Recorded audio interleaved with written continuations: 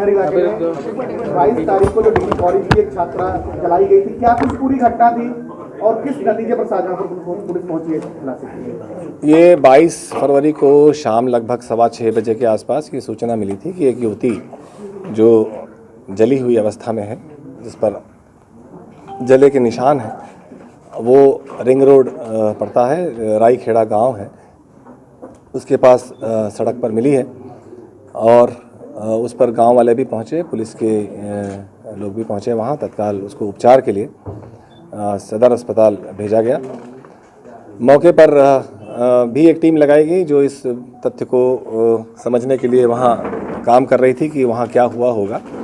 उसके दौरान वहीं बाग में एक जगह कुछ जले हुए चीज़ें, जिसको कहा जाए राख था, वो एक जगह इकट्ठा किया हुआ था, जिसमें 2 फुटवेयर दिख रहा था जला हुआ, और माचिस की 2 तीलियाँ जली हुई थी, डिब्बे थे, और शराब की एक शीशी थोड़ी दूर पे पड़ी हुई थी, 4 गिलास थे, और कुछ दूरी पर नमकीन इत्यादि था।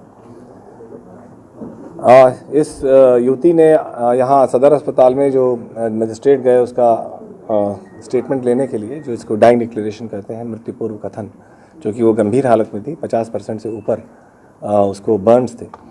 तो जब उन्होंने इसका स्टेटमेंट लिया तो उस वक्त उसने केवल इतनी बात वह बता पाई कि मैं कॉलेज के 3रे मंजिल पे थी और उसके बाद क्या हुआ मुझे याद नहीं।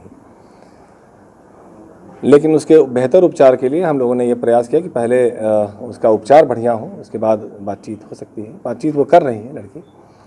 उसको तत्काल रात में ही श्यामा प्रसाद मुखर्जी चिकित्सालय जो लखनऊ में है वहाँ के लिए रेफ़र किया गया है, और रात में उसको वहाँ एडमिट करके और ये सुनिश्चित किया गया कि उसका बेहतर उपचार हो। साथ में एक डिप्टी एसपी यहाँ से गए थे जो लाइजनिंग के लिए थे, वहाँ लोकल ऑफिसर्स के साथ में एक महिला सब इंस्पेक्टर, 2 महिला सिपाही थे, एक थाने के सब इंस्पेक्टर भी गए थे ताकि उपचार में कोई कोताही ना हो।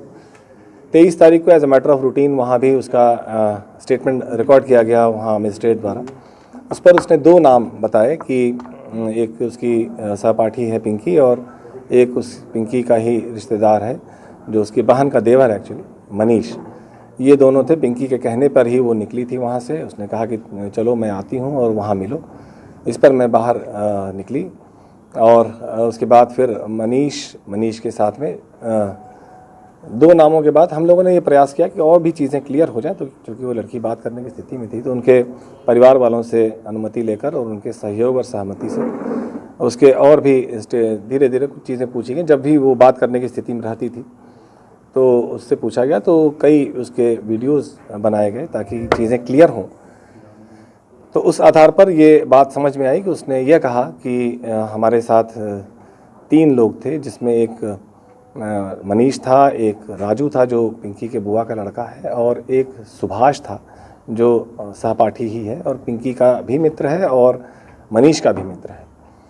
पिंकी ने ही कहा कि तुम चलो मैं आती हूँ, और इसके पहले भी उसने ये बताया कि पिंकी ने अपने इन मित्रों से उसकी दोस्ती कराने की कोशिश की थी और उससे वीडियो कॉल कराने की कोशिश की थी, लेकिन इसके द्वारा मना कर दिया गया था। इसके बाद इसने यह भी बताया कि इन तीनों ने वहाँ पहुँचकर, राईखेड़ा पहुँचकर वहाँ इसके साथ गलत करने का प्रयास किया, और जब इसके द्वारा रेजिस्ट किया गया तो उन्होंने मिट्टी का तेल छिड़ककर इसको आग लगाया, जान से मारने की कोशिश की, और इस पर वो भागी वहाँ से। उसके बाद किसी तरह से गांव वालों ने मिलकर और पुलिस ने मिलकर उसकी सहायता की और उसका उपचार के लिए उसको अस्पताल लाया गया। ये एक ऐसा बयान है जिसकी सैंक्टिटी बहुत है। ये मृत्यु पूर्व कथन जिसको कहा जाता है, ये एक ऐसा एविडेंस है जिसको ओवर रूल करने के लिए उससे बेहतर एविडेंस की आवश्यकता होती है। इसलिए हम लोगों ने हमारे जो इन्वेस्टिगेशन की दिशा है वो इसी तरफ जारी रखी, क्योंकि वो पीड़ित युवती का कथन है और ऐसे गंभीर परिस्थिति में दिया गया कथन है जिसको डाइंग डिक्लेरेशन कहा जाता है। इस आधार पर यहाँ उनके द्वारा जो बताया गया है युवती के द्वारा, और उनके माता पिता के भी संज्ञान में था ये, उस पर ये 4 अभियुक्तों को गिरफ्तार किया गया है, जिनके नाम पिंकी है, मनीष है, राजू है और सुभाष है। इसी दौरान उस घटना स्थल जहाँ पर उसके कपड़े जले हुए मिले थे एक साथ, वहाँ दोबारा हम लोगों ने प्रयास किया जाकर पता करने का कि वहाँ क्या हुआ होगा। तो एक तथ्य ये भी आया संज्ञान में, प्रकाश में आया कि वहाँ जो शराब और ये जो शीशी ये थे ग्लासेस थे, ये एक वहीं का है कि जिसका खेत है, उसमें गन्ना कटवाने के लिए 4 लोग आए थे, तो उनके द्वारा ये शराब इस्तेमाल की गई थी वहाँ पर, और वो नमकीन इत्यादि भी उन्हीं के द्वारा इस्तेमाल की गई थी। जो 16 तारीख की बात थी, मंगलवार की बात थी, उनके भी बयान रिकॉर्ड किए गए हैं। तो अब हमारे विवेचना की दिशा ये है कि वहाँ इन लोगों द्वारा कैसे पहुँचे ये लोग और वहाँ क्या ऐसा हुआ होगा।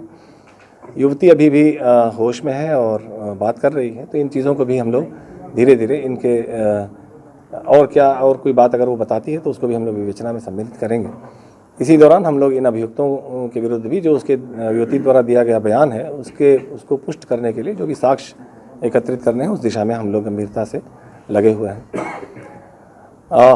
जहाँ तक इनके स्टेटमेंट्स की बात है, वो अभी तक उनके द्वारा इनकार किया गया है कि ये घटना उनके द्वारा नहीं की गई है, लेकिन और भी ऐसे तथ्य हम यदि संज्ञान में आता है उनके विरुद्ध जो साक्ष्य हैं उनके आधार पर हमारी कार्रवाई होगी। Is that clear?